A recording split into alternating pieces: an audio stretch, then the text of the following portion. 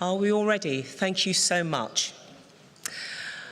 Good afternoon, ladies and gentlemen. My name is Juliette Foster, and I'd like to welcome you to the discussion panel, Ensuring Regional Air Connectivity. Now, overwhelming is the word that best describes the power and the influence of the global aviation sector. It supports over 65 million jobs, represents $2.7 trillion in global economic impact, accommodated over 8.2 billion passengers in 2017, and over 118 million metric tons of cargo on more than 95 million flights. I think that the International Air Transport Association, IATA, says it best, and I quote, Aviation plays a unique role in connecting business to markets, uniting family and friends, discovering new cultures and lands, bringing people together to solve problems, as well as building understanding and developing global insights. So connectivity, which lies at the heart of those relationships, is especially important for communities, which, because of their geography, are often cut off from the centres of economic activity. Well, that means the challenge for policymakers is to bring these communities from outside the circle to within, and aviation is important in fulfilling that objective. Why does that matter? Well, strong air links help regions attract investment, maintain population levels, nurture efficient supply chains, create regional business hubs, and generate prosperity. Air connectivity also allows these communities to access essential services like healthcare and education, all of which are vital to their existence and sustainability. In a world where the traditional way of doing things is being upended, and where the public has been vocal in expressing its irritation over the gap between the haves and the have-nots, governments are under pressure to rebalance national economies and move them away from the centre. In that context, aviation is an essential tool in their box, yet making that shift happen is far from easy. Although deregulation has increased aviation services and reduced the price of a ticket, that hasn't been enough to bring connectivity to all regional communities. So to improve that connectivity, policymakers have either set aside investments or put measures in place to support aviation. America's Essential Air Services Programme, which subsidises links to the national aviation system in over 170 communities, should be viewed in that context, along with the European Union's Public Service Obligation Programmes, the so-called PSOs. And indeed, you can find out more about these projects in the ITF report, Government Support Measures for Domestic Air Connectivity. Definitely worth the read. So that's the backdrop out of which many questions arise. For example, which policies are the most effective in supporting domestic air connectivity? And how should aviation stakeholders work together to use new technologies to improve efficiency, security, and the travel experience? Well, they are big questions which can only be answered with the help of some very big brains. And here they are. Let me introduce our panel. Adefunke Adeyemi is Regional Director for Africa at the International Air Transport Association. Mark Emi is Vice President in charge of Environment, Air Transport, Public Affairs and Subsidiaries Overview at Airbus. Sylvia Guerre is the Regional Director, European and North Atlantic Office at the International Civil Aviation Organization, a post she has held since February 2019, so congratulations.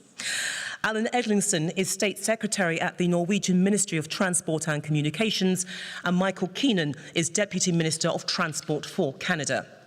So this session will begin with a brief introduction from the panellists, followed by additional questions. And the last 25 to 30 minutes of the session will be given over to you, the audience. So that will be your opportunity to question the panel further or indeed raise additional points. If you want to ask a question, then please raise your hand and a member of the ITF staff will bring you a microphone. Can I also ask you to give your name and that of the organisation or publication you represent? Also, please switch off your mobiles or place them on silent. One other point as well. This discussion is very important because it feeds into a round table which is happening later in the year. That is the round table on connectivity for small populations in remote communities. It is taking place in Ottawa, Canada on the 23rd and 24th of September, and it will be hosted by Transport Canada. So can we begin with the first of our briefings from Adefunke Adeyemi? The floor is yours. Thank you very much, Juliette. Good afternoon, everyone. It's a pleasure to be here. This picture on the screen is going to underscore most of our discussions on this panel today. It shows us the picture of global connectivity by air. And we'll talk about what this picture means and what the potential implications, possibilities, and challenges are. But before going there, I'd just like to state that there's no doubt that the world needs intermodal, integrated, sustainable, and innovative transport. And I really like the picture that you see all around you with all the different forms of transportation that are part of the backdrop for the ITF. So if we go back in time, we'll see how transportation has evolved. Human beings needed transportation to move themselves and their goods around to do different things, just even sustenance, livelihood, everything. But that evolution was very, very slow. It took about 150-something thousand years for humankind to really transport itself. And every time that happened, every time in the evolution of that journey, it was an innovation, a technological innovation that made it happen. But the single most important technological innovation, and of course I'm biased for saying this, is aviation. The reason is that it's the only form of transportation that can get us goods, people, and services around the world with speed, across borders, in less than 24 hours. There's no other form. Road is fundamental, it's important, rail even more so, but they can't do it. Aviation is what does that. So the reason that we're all here, this regional connectivity story, of course starts with the whole ecosystem of transportation, and then dovetails into this leapfrogging industry of aviation that has really been able to transform the face of modern society, of how we interact with each other. In 2018, Forbes had a list of 14 goods that were most traded in the world. Out of those, I think about 7 were goods that were carried by air. So aviation is a real engine for economic development, for economic growth, for economic movement. Absolutely. But beyond the economics of it, how about the societal impact of aviation? We were having our side discussion earlier and talking about remote areas like in Norway. Well, how about Africa? There are places where even cars can't get to. So how do they eat? How do they get their medicines? It's the planes and the drones. They airdrop all of these essentials for people in these areas. So aviation is critical to modern society. The interesting thing about this picture, as you can see, is, I like to call it it's like the disco. So you can see the red lights over there, hot area, Latin America. You can see Europe. You can see Asia Pacific and Far East Asia. And then you can see Africa right in the middle. And this picture tells its own story. For starters, you can see that in terms of volume and density, there is a lot of connectivity between intra-regional, where all the lights are densest, as well as between the regions. So you can see thick lines between North America, Europe, Africa, Europe to Asia, etc. It tells its own story. And this is a very interesting story because aviation really does connect the world in that sense. The interesting thing about Africa, which is what I'm passionate about, and I've been doing this since I'm covering the region, but also the issue about air transport in Africa and what it can do for the continent, is that if we were to dream and have a single African market, what would that mean? Well, it would mean that out of the 1.2 something billion people in Africa, of which only 98 million travel by air, it would mean that if we were to connect all the 55 countries on the continent, then an exponential number of people could travel by air. And all of the underpinnings of what that means could happen too. So the movement to connecting people to goods to markets, connecting people, education, all of that, healthcare, all the wonderful things that aviation does that frees the world to do would be able to happen on the continent of Africa as well. And that's really important from a socio-economic point of view, but also from a regional integration point of view. As I round up my comments, I would just like to go now to the policy aspect of this dream. So the single African market is an idea to domesticate aviation across the continent of Africa, similar to what has happened in Europe already with the single European market. And we've seen what benefits that has brought to Europe as a continent and each of the countries within Europe. So that is a policy initiative of the African Union. It's supported by two complementary policy initiatives, one being the Continental Free Trade Area for Africa, and a free movement protocol, which means that there will be maybe an African passport and ease of entry for Africans. Did you know that for me to go to Morocco as an African, I need a visa? And so many other countries on the continent. But if we were to ease that, just as we have like the open area, Schengen, etc., then it would really make a difference. So from a policy point of view, it's really important that these three initiatives work. But the flagship of them is the SATAM, is the Single African Air Transport Market, because that is how that's the practical way that you can really regionalize the continent. We don't have robust alternatives in terms of road and rail that can traverse the entire continent. So this is our short to medium term solution. Now, in terms of affordability, that's an issue. It's an issue for Africa. The cost of air travel in Africa is notoriously expensive. And it's maybe one of the reasons why we have these low numbers that I mentioned to you.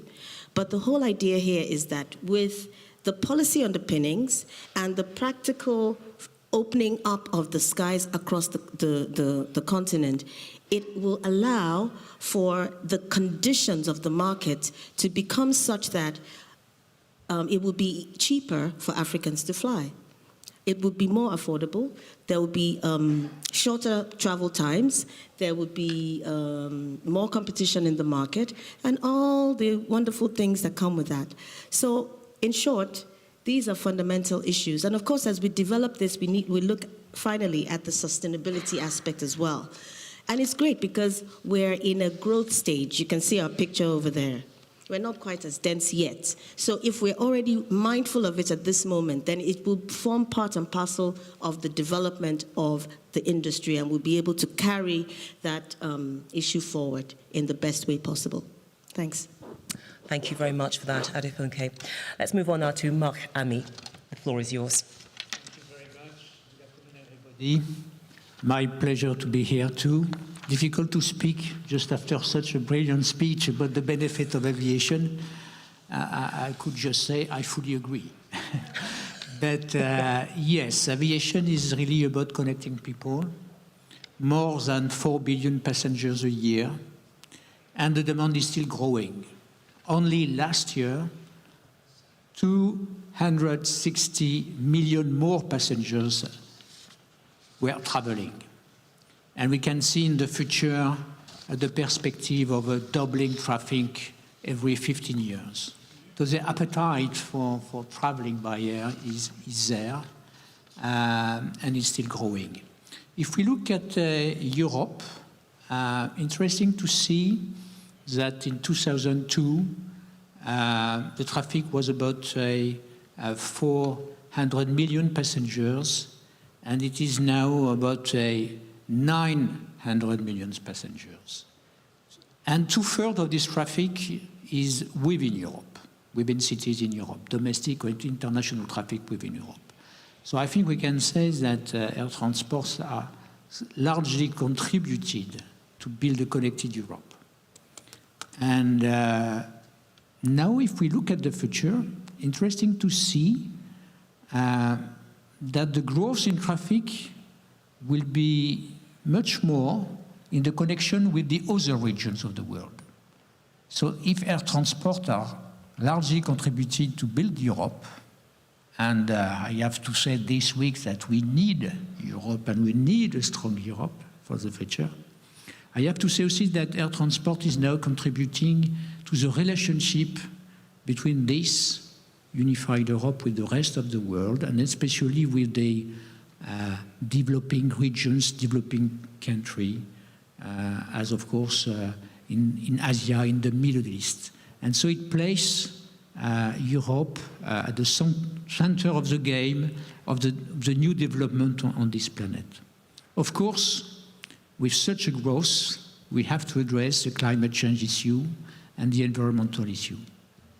If you look at the past, we have already achieved a lot of progresses.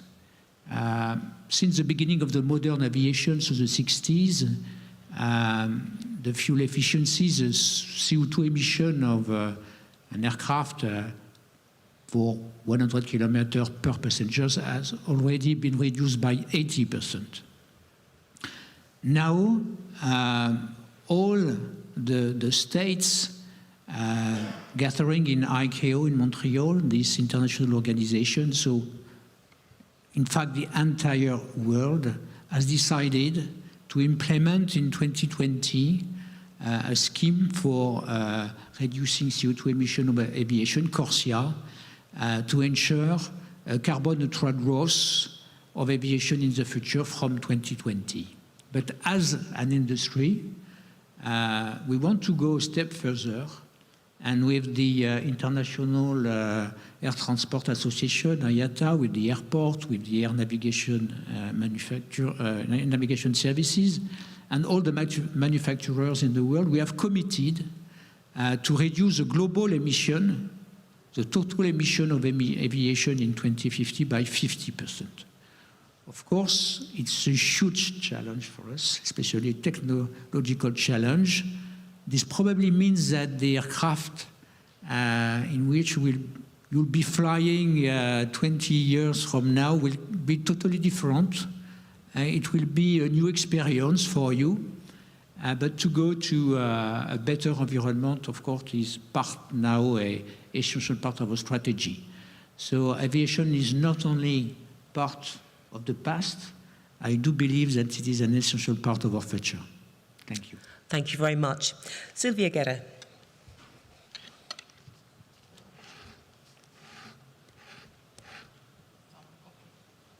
Can you hear me? Can we adjust the microphone, please? Good afternoon, ladies and gentlemen. It's a pleasure to be here. And after Mark has already covered also CORSIA, so what to say? So what I would like to do is to share with you a personal story, because sometimes the concrete meaning of connectivity can be demonstrated in quite a personal experience. So I'd like to share with you something that happened a few years ago to me. I was on a business trip in Tbilisi, Georgia. And early in the morning, I got a call from home that my father had died. My flight from Vienna to Tbilisi took 3 hours, direct flight, no problem. So I thought it would be easy to go back, and there would be other routes as well, maybe with one connection. So there was no connection, or no direct, no short one. So fortunately, I ended up the same day, very late in the evening, with a flight that our travel time that took 12 hours via Baku, Doha, and then back to Austria. I was very happy that I arrived back home, but during that time, minutes become ages, and it can create a big barrier between you and your family members. So as you talked about the social aspect, because we very often focus on the economic impact of connectivity, I'd like to share that to me, because that showed me what connectivity means.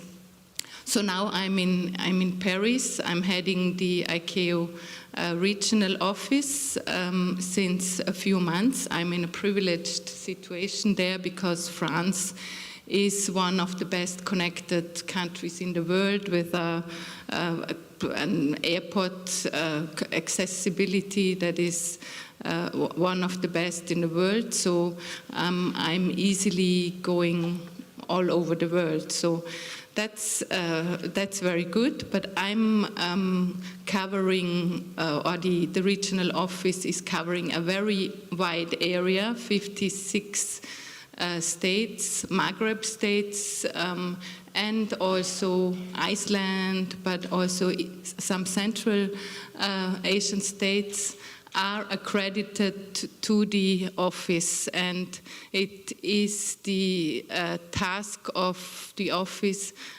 to assist these states in the implementation of the standards and policy that the International Civil Aviation Organization is developing. So what I see is that there is, of course, a big diversity, not only cultural, but from the viewpoint of development. There are some examples where connectivity is very poor. For example, in some of the area countries in the Central Asia or in the East, there are no connections between neighboring countries. You have not a connection between Uzbekistan and Turkmenistan, for example, or between Azerbaijan and Kyrgyzstan. So in many areas, government stepped in to regions' government stepped in to support routes that would otherwise not be viable. And that is something that ICAO promotes and supports under certain conditions. So what is ICAO's role here?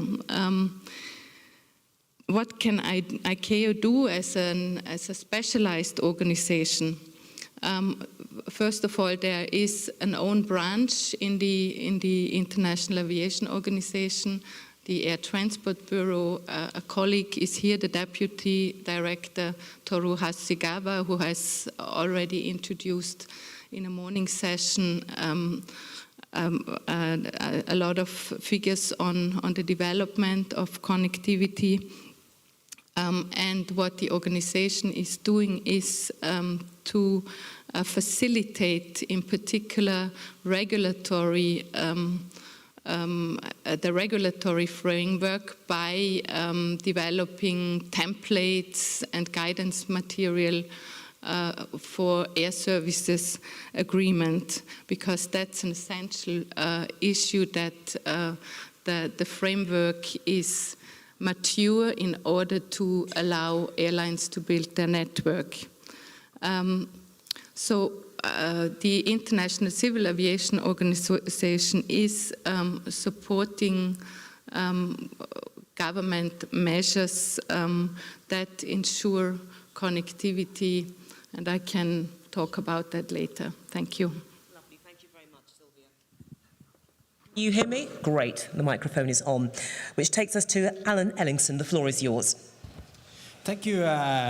Thank you, Juliette. First of all, I enjoy being a part of this session. I'm pleased to be here. It's because in Norway we have a low population density and large distances and pretty challenging climatic and topographic conditions. That means that we are depending on air transport. To have people living along the coast, small villages and so on, we are depended on having this air transport. And in Norway there are 45 airports. And there are only 4 to 5 biggest airports that covers the deficit of the remaining airports. The problem in Norway, if it hasn't been for the aviation, is that people are living in very sparse population in the rural areas. That means that we are buying public service obligations and putting services on public tender to buy airport transportations throughout the whole country. There is no alternative. An example, in Norway there are living people along the fjords and on the islands, and also in the north and in the east, in the west parts of the country.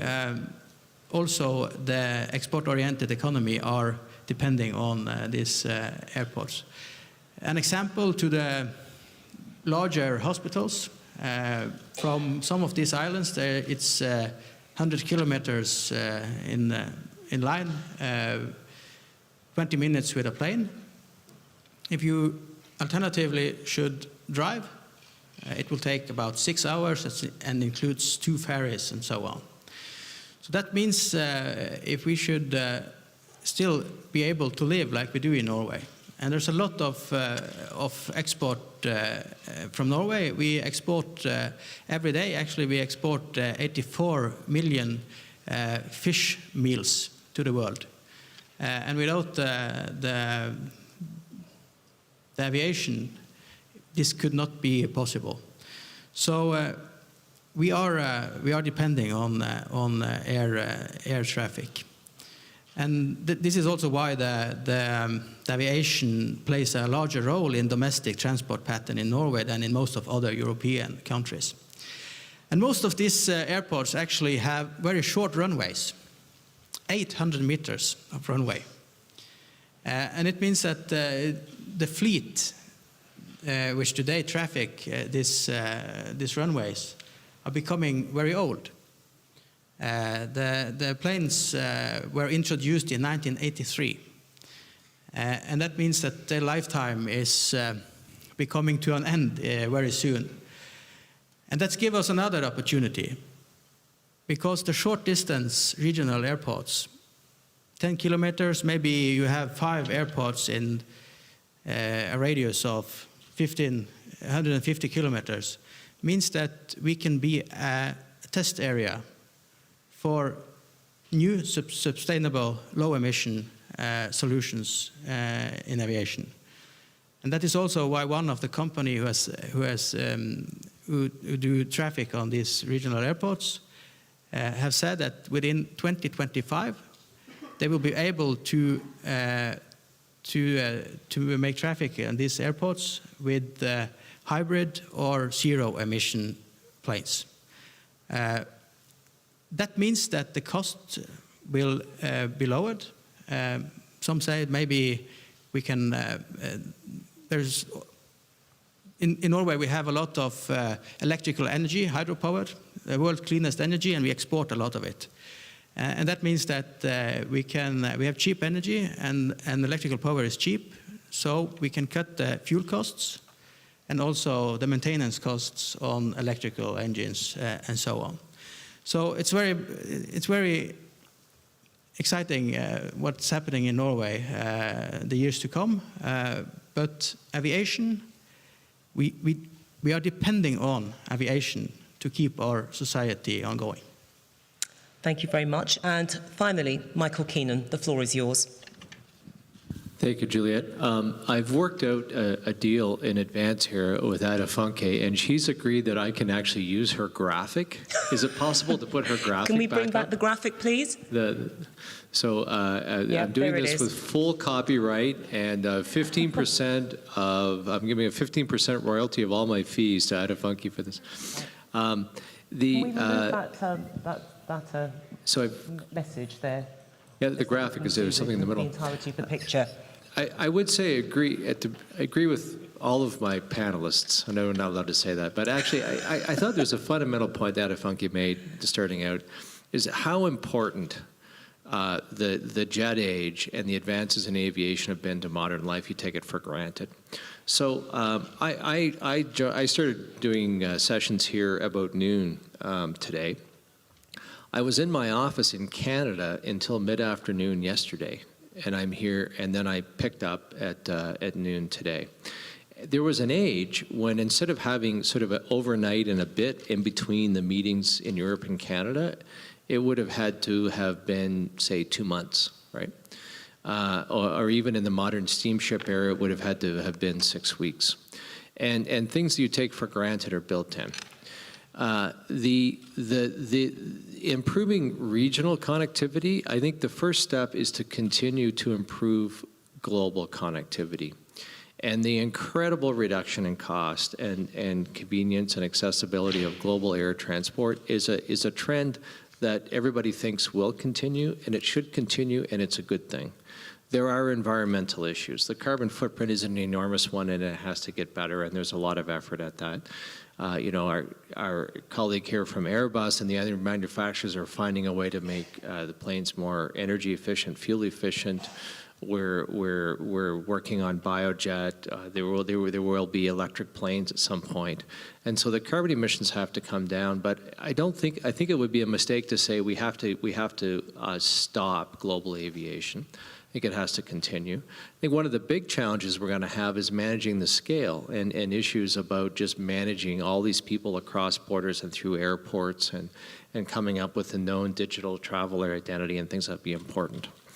I'll give you that is good in and of itself, and it will improve and it will help regional connectivity. And the reason I've asked to borrow Adefunke's chart with full 15% royalties, although I think we can negotiate, right? And if you look, you had spoken about like the dark part in the heart of Africa there, and there's a ring of activity around it, and it's growing, and like Africa in aviation is growing like gangbusters, and there's probably some of the most exciting things. There's another part of this chart that's dark, you don't notice it, and it's above the red. So the big red dots are sort of northern U.S., southern Canada. Canada has some very busy global airports. We have aviation, and aviation is growing like gangbusters in Canada. And we're trying to manage the growth. But if you look above the red, there is millions and millions of square kilometers where there's very little. And some of those communities, like in Norway, there are communities that their only access is by air.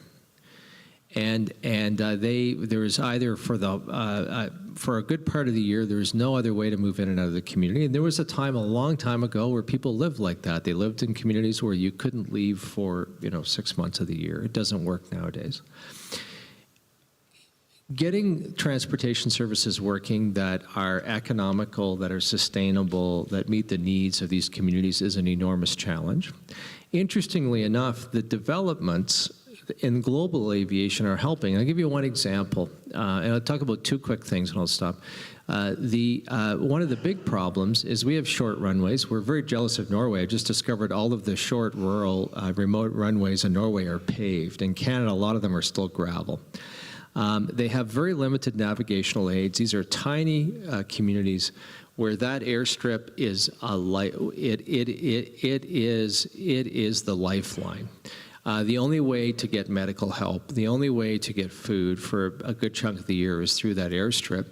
And there will be days upon days upon days where planes can't land because there isn't sufficient navigational aids in these tiny communities to land it. I don't think there's, at Frankfurt, Heathrow, there's not a day in the year that planes can't land because they have very sophisticated systems. Well, the investments in global aviation have created satellite-based air navigation. So the world is moving to satellite-based air navigation. That is going to allow us, and we're working to help facilitate the rollout of precision navigation into remote airstrips that is possible only because billions have been invested in a satellite-based navigation system for global aviation. And all of those innovations will eventually find their way to the most remote airstrip. We have to do a better job. We have to build better connectivity, but we have to realize there's a symbiotic relationship between the most remote air connectivity and the biggest global hubs. The other thing that is of critical importance for our remote and regional air connectivity and is also a global challenge is the social inclusion of who flies the plane. One of our biggest problems, particularly in our most remote communities, is the airlines who serve them can't find pilots. There's a global shortage in pilots. It's at its worst in the most remote, smallest planes because they're the feeder groups. The big airlines and the big planes reach down into the regional carriers. So everybody's scrambling to find more pilots. The place where we need to look more is beyond is in the groups that have never been in the cockpit. Canada is doing pretty well in terms of gender inclusion in the broader labor market. About 40, it's almost half and half. The labor market participation of women is almost the same as men, not quite, but it's very close in Canada. In the cockpit and in the pilot seat, it's crazy. 7% of the pilots in Canada are women. So we're going out and in these northern communities, often the majority of them are Aboriginal. Only 3% of the pilots are Aboriginal. There is a social inclusion in terms of hiring and training and bringing other groups into the cockpit that, in our view, is central to the regional aviation story. And it's also central to solving the global aviation story because unless we can diversify in terms of who has the opportunity to train to be a pilot, we're not going to be able to fill the planes, whether they're going into a global hub or the tiniest isolated hamlet in northern Norway or northern Canada. Okay, thank you very much. So you've all really laid out compellingly the strong case for aviation connectivity. But let me throw something into the mix, which I'd like you all to respond to as you see fit, because aviation connectivity is not a silver bullet. It can really stimulate structurally weak economies where there are no sectors with a comparative advantage. Isn't that the flip side to this? Who'd like to tackle that? Or shall I select one of you? Alan. Well, yes, of course, because businesses are all around, and in the regions in Europe, between the cities, maybe aviation is competing with high-speed railways and so on. But in the rural areas, there is not an alternative, and even Norway is not very central in Europe. So we have to have good flight connections, both from the rural areas, but also from the big cities. And there's no alternative. So to have growth in the economy, mobility is very important. People should live a happy life and visit their families, go to vacations, or businesses need to have meetings and get their products to the market. Of course, aviation is also a part of the growth and the economic growth in all over Norway. It is. Okay then, and let's look at another side to this within the context of this discussion, because we know that for many carriers, it is the long-haul routes that are the more profitable than these short-haul domestic journeys, whilst capacity constraints at some national hubs have crowded out marginal, largely domestic routes. Another factor that you guys will have to take into consideration. I mean, Sylvia, you were nodding at that. Let's get your take on that. No, for sure, that's an issue or a big challenge that you have. These high profitable routes that are exchanged for routes that are not economically not viable. So talking about, I think you brought the example of what you do under the PSO regulation that can be applied by the countries of the European Economic Area. And if I'm not mistaken, this would also foresee the possibility to reserve slots for these PSO routes. So there are possibilities to reserve slots. and that might be a way to create the necessary capacity there as well. So slot reservation, I know that you wanted to respond to that point as well. I just wanted to add, just to add to the whole conversation. You know, generally speaking, every aviation route requires a lead time for you to reach break-even or profitability, whether it's domestic or it's international. Now, how most of the airlines have been able to cope and, and try to sustain themselves in the financial context of operating an airline business or airline businesses is to generate economies of scale and to build the right kinds of partnerships. Now, it's a fallacy that aviation is profitable. It's actually not. So in the past 40 years, there was a study done a few years ago, that in the past 40 years of commercial aviation, the total average profitability of the industry was 0.04%. I mean, it's ridiculous in a sense. It's like a charity. So we hear about Amazon, we hear about, Apple's, and these guys are posting record profits, every quarter, and well done to them.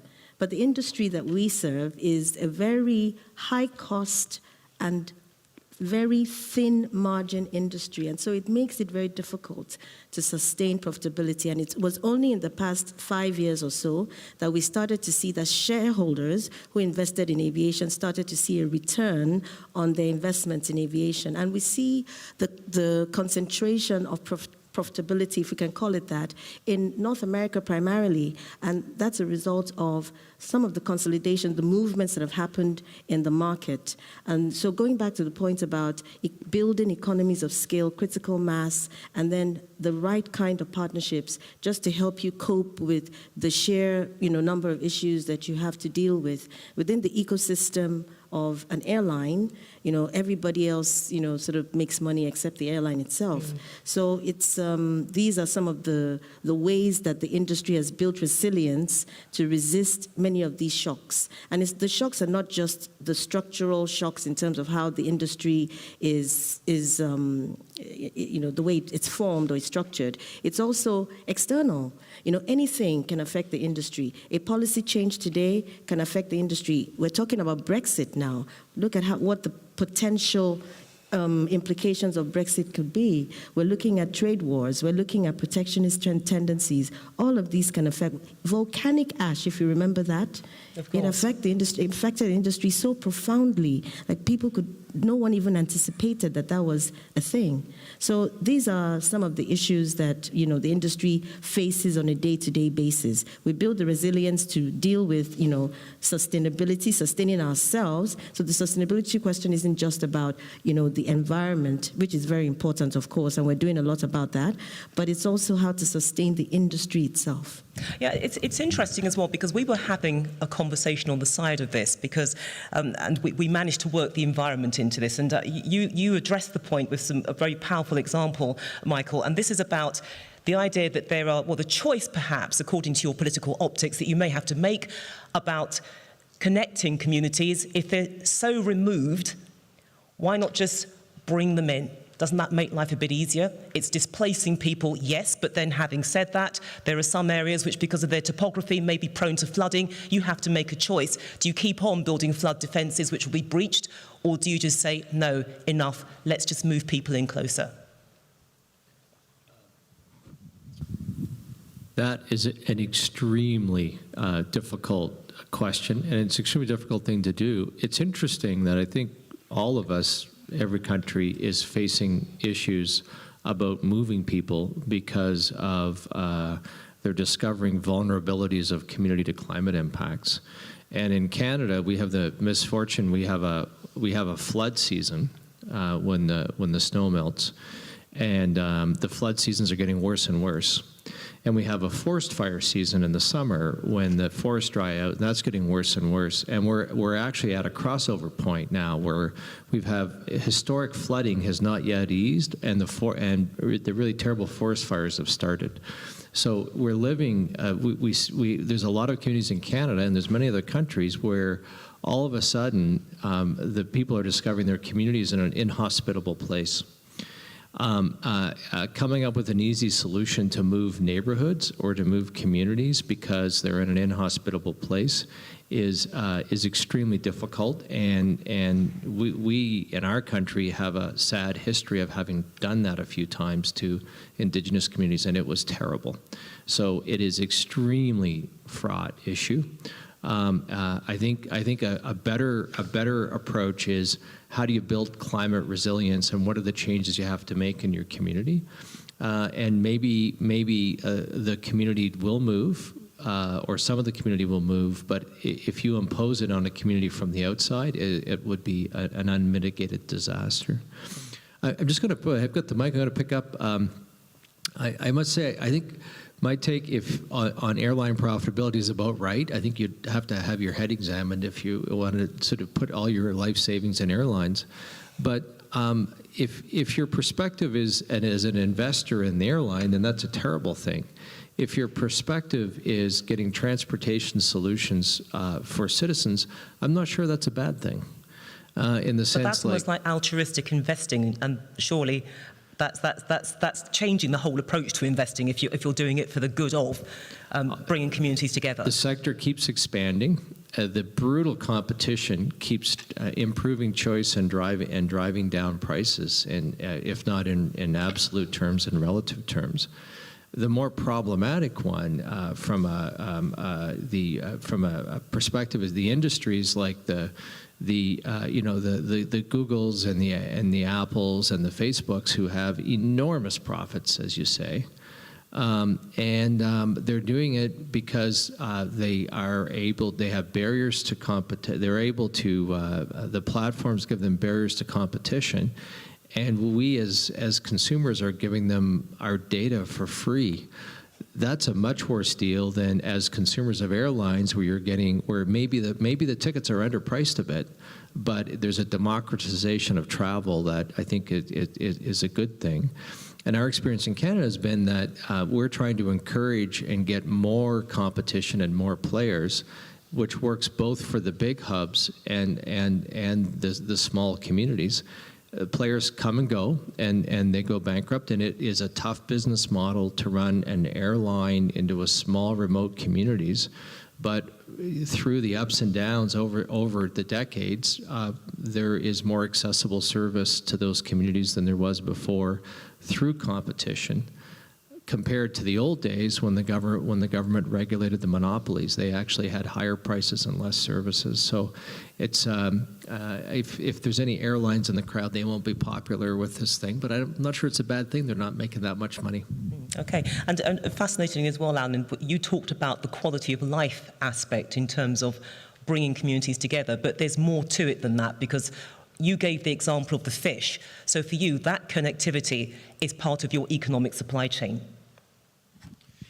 Yes, it is, and we spend about 100 million euros a year buying services from 30 of our airports, and they feed into the larger hubs, which are very commercial. Plane business is taking them further on to the larger cities or to Europe, and for us, it's we have a lot of fisheries, both wild catched and farmed salmon. I think we are the world's largest producer of farmed salmon, and the market is far away. It's Asia, it's France, and other places in Europe. And if we couldn't get our goods out to the world, it's a contributor to our economy. And in addition to that, if we use 100 million euros a year to buy this public obligation, the aviation is a netto contributor to the Norwegian economy, isolated, because they pay a lot of fees and taxes. So that means that if you discount the 100 million euros, they are a netto contributor. And of course, mobility is very important, and why we cannot catch the fish other places than where the fish is. and it have to be brought fresh to the market. And the people who are selling fish need to come to do business, visiting their business partners all around the world. And that's why aviation and is so important. And as I said, air ambulances in some places of Norway came this winter 60, 70 centimeters of snow in just a few hours. All the roads were closed, bridges, they were stormy, but the planes, they worked. They were in traffic when all other transportation systems were shut down. So for us, it's both security, but also making people live their lives where they want to do. And there's no Norwegian political party even thinking about moving people to more urban areas. There's an urbanization going on in Norway as well, but it's not with political wish to move people. People will live where they want to live their life, and we will have an infrastructure that makes them be able to do that. Okay, which leads me quite nicely to you, Mark, because, okay, we know about the importance of connectivity, the challenges which it brings to the carriers. You've got to develop the technology on this. So where do you start, and what timeline can you reasonably impose, given that there are other challenges coming through, environmental challenges, expectations of generations of current and future travellers, etc., in these communities?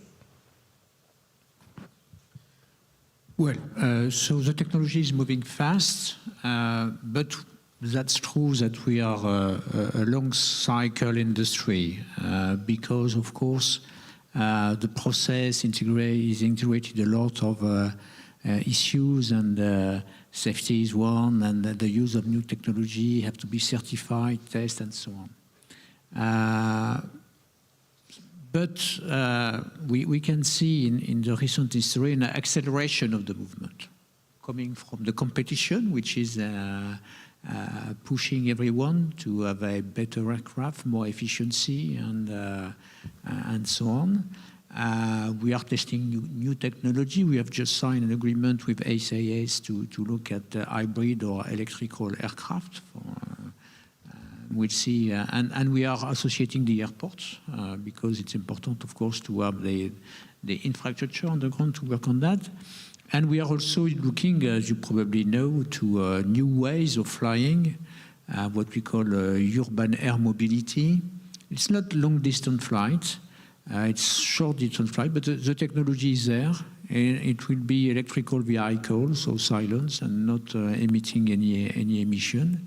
It will help us to learn about the electrification of aircraft, and we can see it can bring more connectivity on short distance. Could be from one airport to the city, something like that, and it will probably be a good platform to extend it to other vehicles in the future with a longer range. And we can see also, of course, new urbanization models, what we call the smart cities, that already integrated this new mobility, new connectivity in their plan. And so we think that there is a future for this. Airbus is engaged in that. Okay. I mean, before we open things out to the audience, one of the things I do want to look at in the time that we have available is the idea of subsidising. I want to put this to you, Sylvia, because if you subsidise routes, isn't there the risk of pushing up the price on domestic destinations, particularly for these remote communities, especially if a carrier uses those subsidies to establish a monopoly and raise ticket prices? I would look to to some examples that are out, like the Norwegian example. I would say there are strong criteria under which these routes can be served. So there is a case that and criteria that have to be followed under the PSO system. And Of course, it has to be proven that these routes that are supported by government funds or by also local community funds do not distort competition. So there are a number of steps, criteria, methodology involved in the whole process. So it's not an easy issue to set up an essential service route, and I remember that back when I was in the Austrian administration, that we tried once to get a connection between Vienna and Bolzano in Italy, because it's very complicated to go there otherwise, and the biggest problem was who would pay for that, who would support that. I think that's really the challenge with the support. There has to be a government plan behind, there has to be a strategy, it has to be in your national aviation plan. You have to be aware of your connectivity ranking. You need to know what you want for your society. So that's certainly a big issue. Okay.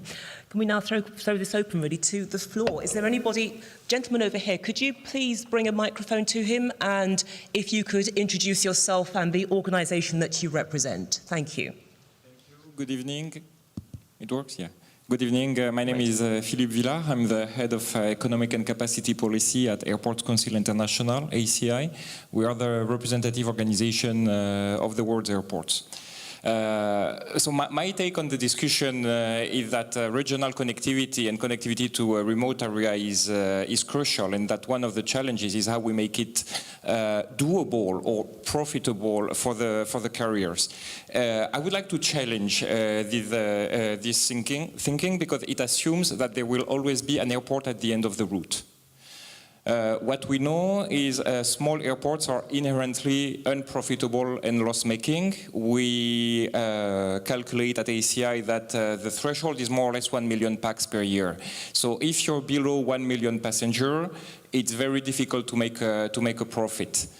So Canada or Norway are wealthy states, but Funke in your region is much more challenging, because we have quite a number of countries where even the largest airport doesn't reach the 1 million threshold.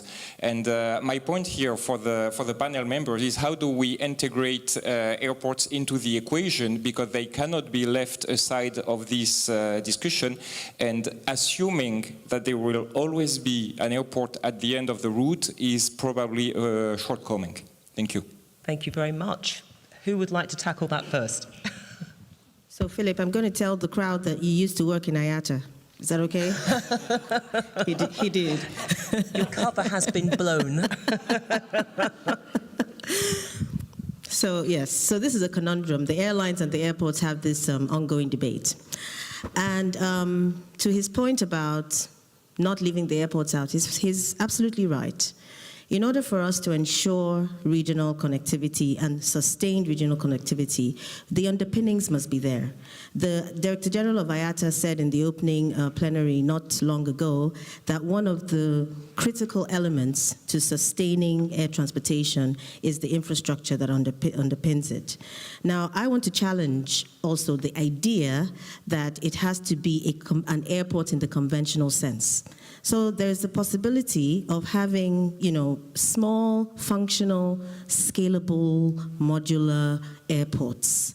An airport is simply a place where people come to get into a plane and fly. It doesn't have to be the big, shiny models. In Africa, we're seeing a lot of this coming up these days. There's a particular airport in a country, I wouldn't name it. The capacity is 15 million passengers. And this country, I don't think in its history has even seen a total of up to 1 or 2 million. And so you just wonder, some of the politics behind it, of course, that's one thing in terms of, what drives these kinds of infrastructure development.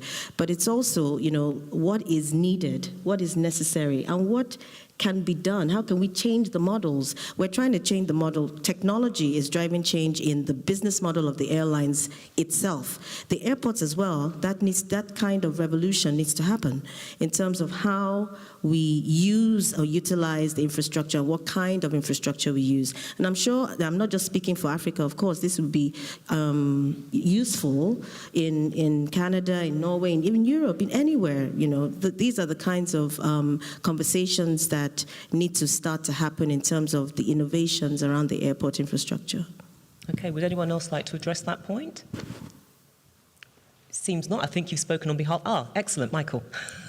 Just want to pick up. I agree with that completely, and that it is absolutely true that some threshold and your number sounds reasonable. Below that, the economics of the airport are tough, and above that, they get increasingly positive to the point where they're not a G7 economy, but they're bigger. Some airports are bigger than some economies in the world, right? But in Canada, we used to have a lot of small airports that the national government ran, and we ran them very efficiently and very inexpensively, and we tried to do a one-size-fits-all, and it didn't work. And I think that there is a role for government in some core infrastructure, particularly around safety and making sure and help and providing some financial support to ensure that the core safe infrastructure is there. But I think you want to leave it wide open, and there's I think a lot of exciting you avoid building these Taj Mahals. And there's a lot of exciting models, and the market, the local community, and the rapidly evolving market for air travel will sort it out, and there will always be an airport there. It may not look like your grandparents' airport, but there will always be an airport there, and the safety regulators will ensure that it's safe. And then after that, just let it evolve. And I think a national program we found our airports much more successful once we got them away from government and they could operate as local entities, and you don't want to ever reverse that trend. It would just put it backwards. Okay, would anybody else like to add some more details to that, or should we take another question? No? Okay, let's take another question. Gentleman over here, could you introduce yourself, please, and the name of the organisation or publication you represent? Okay, thank you. Good evening. My name is Givandi, and I'm a master student from Sapienza University of Rome. And I would like to ask the speakers about some questions about connectivity. I believe that connectivity is not always about the infrastructures of the airports and connecting the airports and the flights, but I believe it's all about how people can afford to fly or to go to anywhere, or the people who want to send goods to everywhere in the world. So my point is, how is the connectivity with the regions or an area where people cannot afford that kind of service? Thank you. Right, so connecting people who can't actually afford the cost. Alan? Well, in Norway, we as I told, we put this on public tenders and subsidizing these routes from 30 regional airports. And there's a lot of criteria, of course, but one of the criteria is a maximum ticket price. So that means that the company who are winning the contract will not be able to price the tickets higher on these routes than the government has put the criteria. And that means that a kind of equal possibility to use planes as a way of getting where you are supposed to get. So that is how we solve this in Norway. If this should be commercialized, I think two things will happen. Firstly, low price. Volume means business. That means that the lower prices makes more passengers.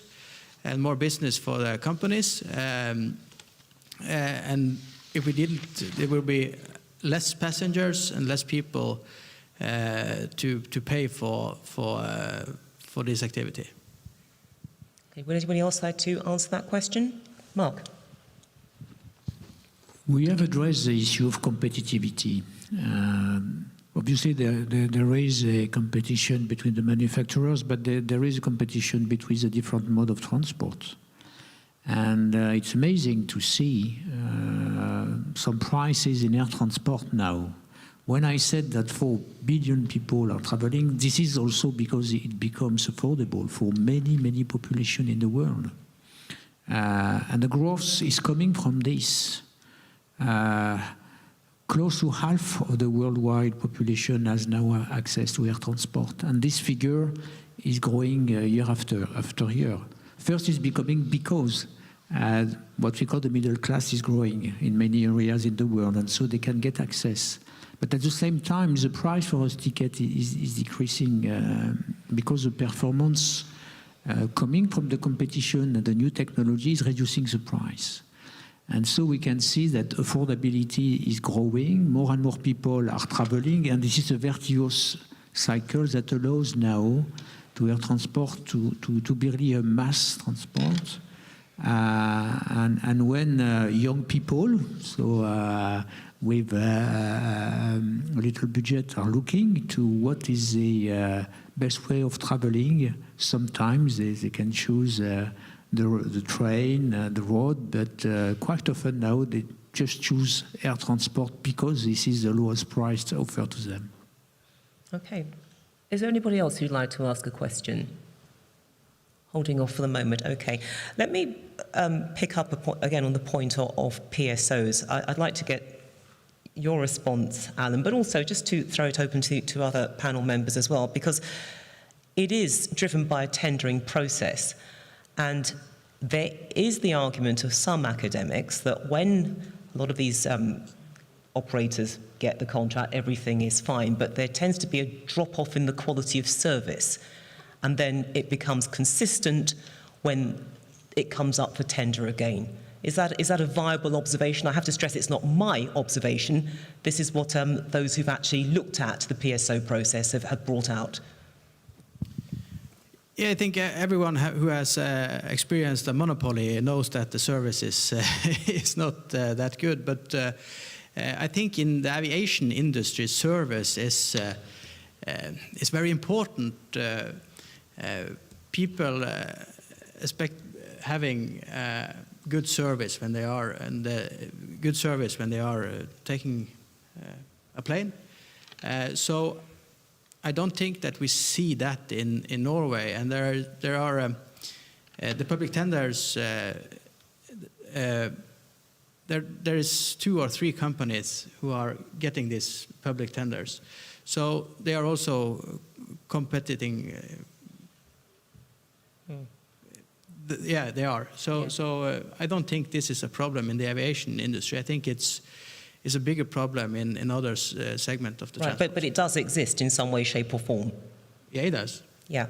The other point as well, and again, I want to throw this out to everybody, is that PSOs are great, but sometimes the targeting is a bit questionable. Yes, it goes to remote areas, but then there are also areas which perhaps don't fall within the classic definition of remote. They get lots of tourists anyway, and they're getting a hell of a few more tourists as a result of those PSO deals. So doesn't that sort of undermine the concept behind them if it's slightly misdirected, or that's the perception that it may be a bit misdirected? Who'd like to take that?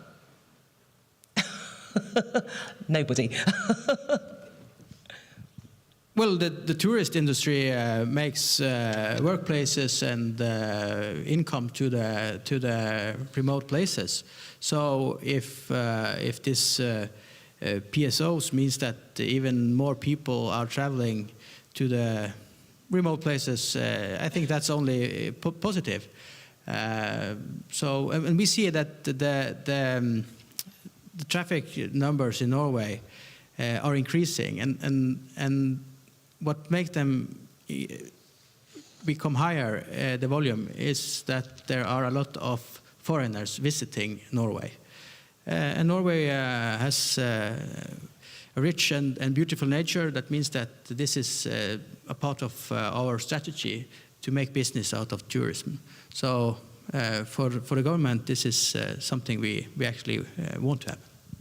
Let me broaden things up by looking at the stakeholders, because yes, we're talking about the airports, the carriers, the communities themselves, but how much involvement should communities have in air connectivity schemes? Because when we talk about PSOs, for example, it does seem remote from the beneficiaries, but is there a sense, I mean, are moves underway? You guys can inform me, because this is your world, not mine, but how do you get local communities involved in things which ultimately they are supposed to benefit from?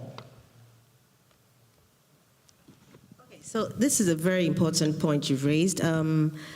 The idea that aviation as an industry, we congregate, we collaborate, and we talk a lot amongst ourselves.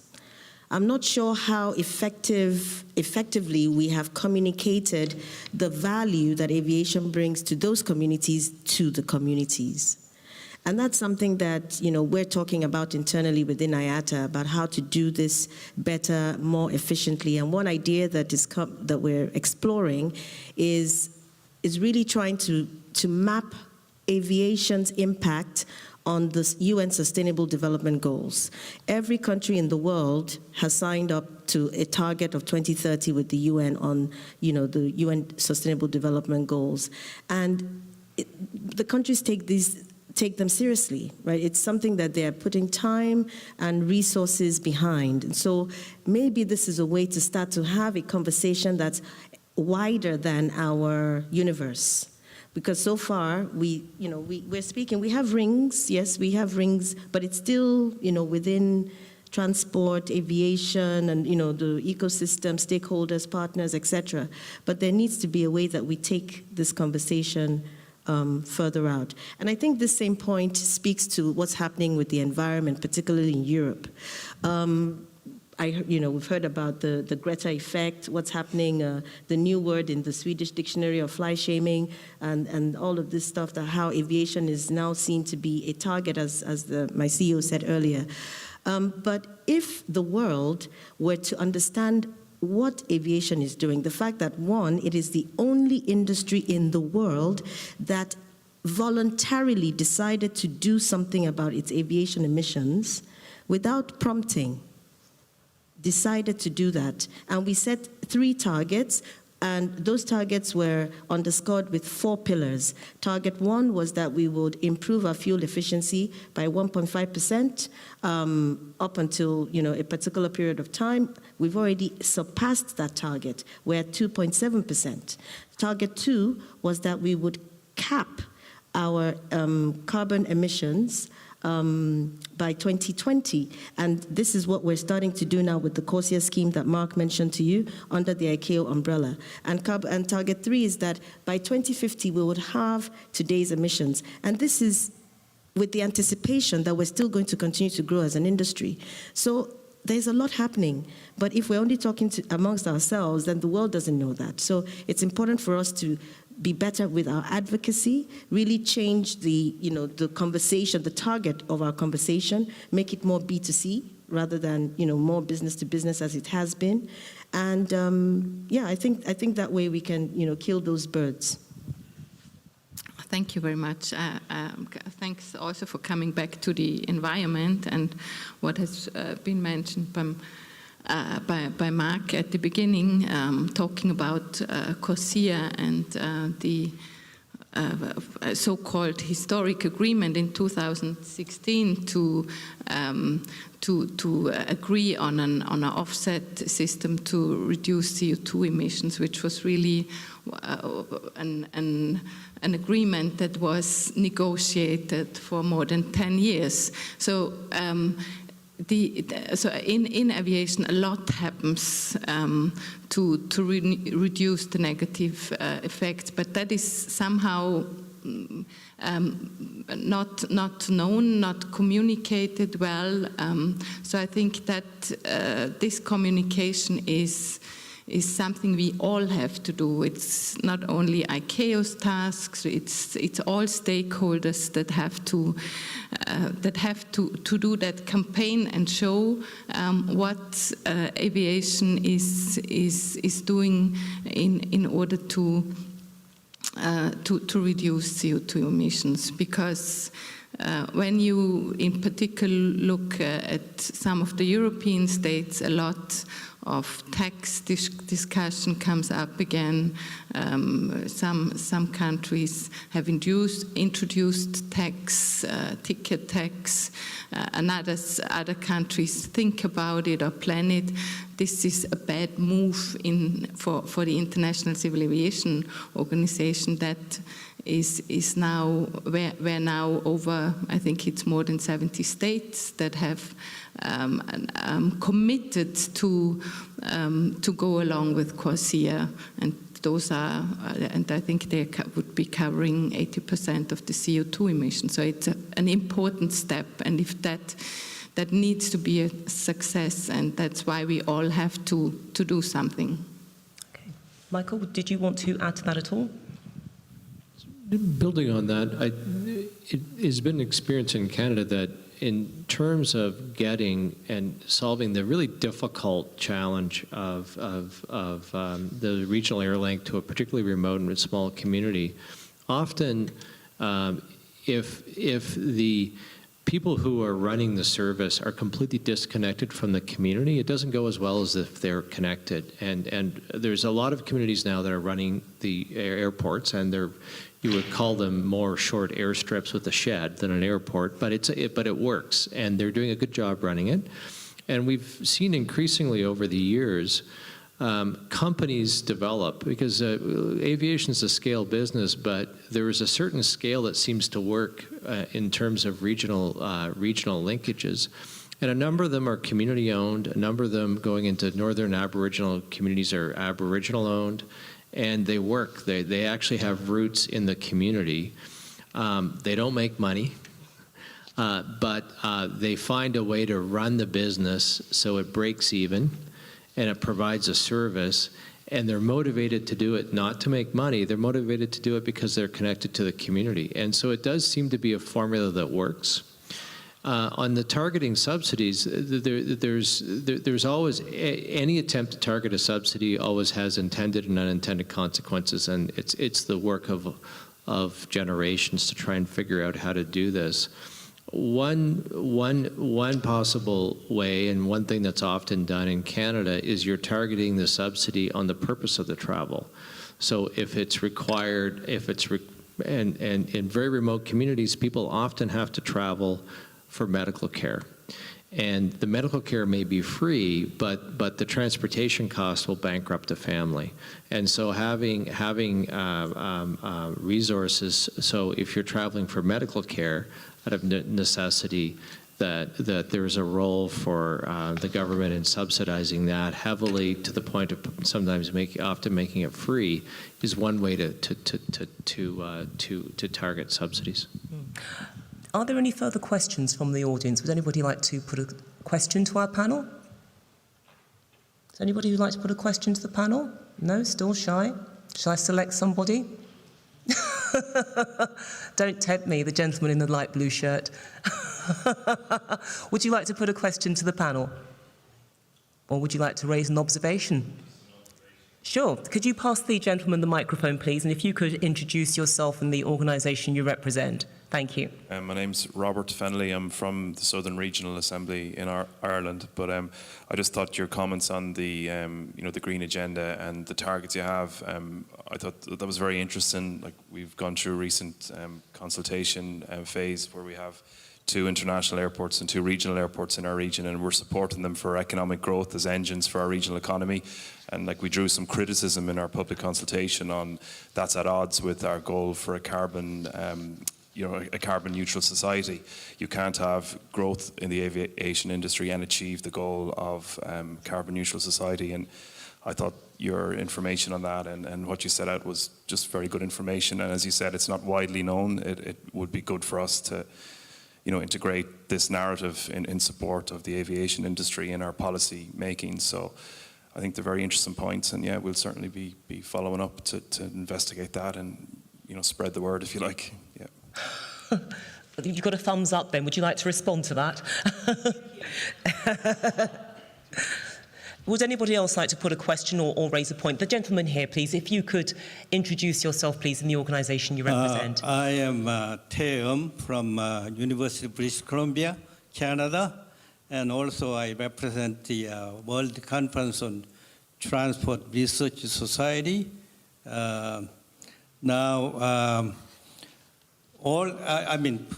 Questions are open to all panelists. How many countries? I know that European Union has the PSO, Canada has the essential services, United States essential services, remote community services, and Africa has some sort of subsidy programs as well. How many of you actually use the competitive bidding for the remote community services? All of you use them, competitive bidding for the services, and setting the standards, quality standards, means frequency of services and the probably size of the aircraft and so on. You set the standards, quality standards, and then can you not use competitive bidding for remote community services? I know that United States Essential Services Program is not overly burdensome. There actually, the United States case that their subsidy levels came down overall. So what is the experience in Norway and European Union, Africa, and Canada? That's what I'd like to know. Why competitive bidding of the services that cannot work? Okay, should we start with Canada and then work our way around the globe?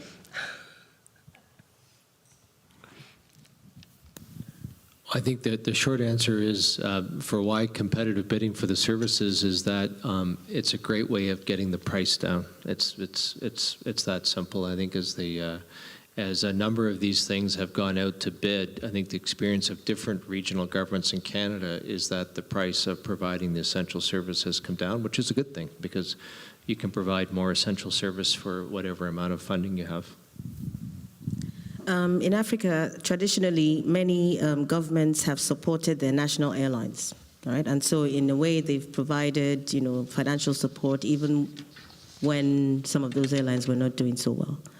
It's only in recent times, I think just about a year ago, under the umbrella of the African Union, that the African governments are coming up with the idea of having essential services supported by the government. So let's say we are playing catch-up.